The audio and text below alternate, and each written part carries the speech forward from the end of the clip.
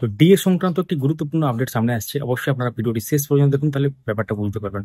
তো হাতে মাত্র আর 5 দিন, আগামী 27শে জুন সময়সীমা শেষ হয়ে যাচ্ছে। অর্থাৎ মহামান্য সুপ্রিম কোর্টের নির্দেশ যেটা ছিল যে ডিএ মিটিয়ে দিতে হবে বকেয়া ডিএর 25%, তো সেই সময়সীমা আগামী 27শে জুন কিন্তু শেষ হয়ে যাচ্ছে। তো যে খবরটা একটা আভাস আসছে যে আগামী সপ্তাহে কিন্তু মাননীয় মুখ্যমন্ত্রী এই সংক্রান্ত ব্যাপারে কিছু তথ্য দিতে পারেন বা কোন রকম ব্যাপার উঠে আসতে পারে। তো এই সংক্রান্ত একটি খবর সামনে এসেছে। তো চলুন তাহলে বিস্তারিতভাবে জেনে নেওয়া যাক।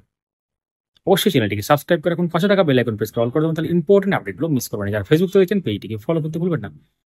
সম্প্রতি তো একটি প্রতিবেদনে বলা হয়েছে আগামী সপ্তাহেই মাননীয় মুখ্যমন্ত্রী মমতা বন্দ্যোপাধ্যায় রাজ্য সরকারি কর্মীদের ডিএ বিষয়ে চূড়ান্ত সিদ্ধান্ত নিতে পারেন। দীর্ঘদিন ধরে এই বিষয়টি নিয়ে বিতর্ক চলছিল। কেন্দ্র ও রাজ্যের ডিএর ব্যবধান ক্রমেই বাড়ছে এবং তা নিয়ে কর্মচারীদের মধ্যে অসন্তোষের সঞ্চার হয়েছে। সরকারি কর্মচারীদের একাংশ দীর্ঘদিন ধরে দাবি জানাচ্ছেন কেন্দ্রীয় সরকারের সমান হারে ডিএ দিতে হবে। অনেকে আন্দোলনে নামেন, প্রতিবাদ সভা করেন। এই পরিপ্রেক্ষিতে মাননীয় মুখ্যমন্ত্রী নিজেই দায়িত্ব নিয়ে ডিএ সংক্রান্ত একটি সিদ্ধান্ত নেওয়ার জন্য আগ্রহ দেখিয়েছেন বলে খবর আসছে।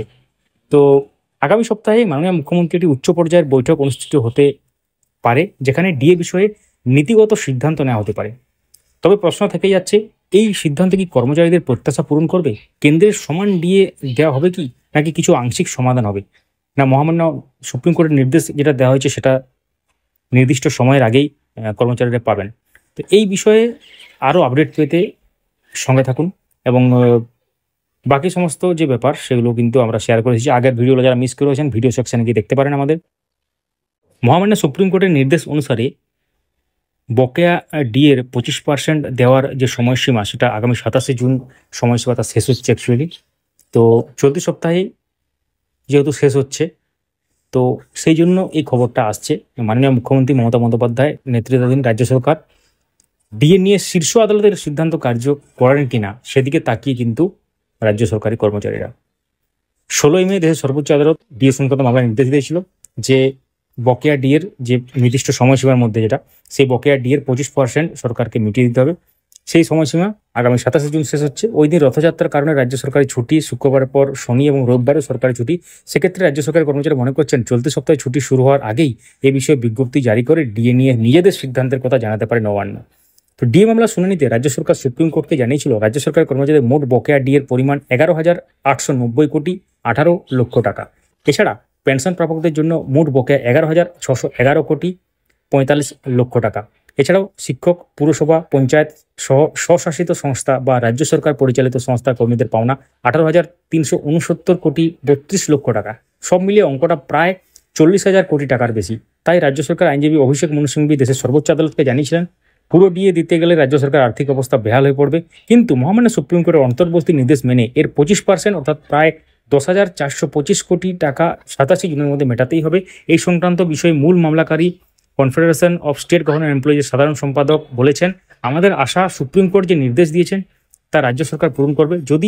তবে যদি আগামী শুক্রবারের মধ্যে রাজ্য সরকার এই বিষয়ে সিদ্ধান্ত নিতে না পারেন, তাহলে আমরা আগামী শনিবারই ইমেল মারফত একটি চিঠি পাঠাবো রাজ্যের মুখ্য সচিবকে। তাতে জানিয়ে দেওয়া হবে যেহেতু রাজ্য সরকার আদালতের দেওয়া নির্দেশ মানেনি, তাই আগামী 7 দিনের মধ্যে ডিএ দেওয়া নিয়ে নবান্ন কোনো সিদ্ধান্ত না নিলে তারা আদালত অবমাননার মামলা করবে।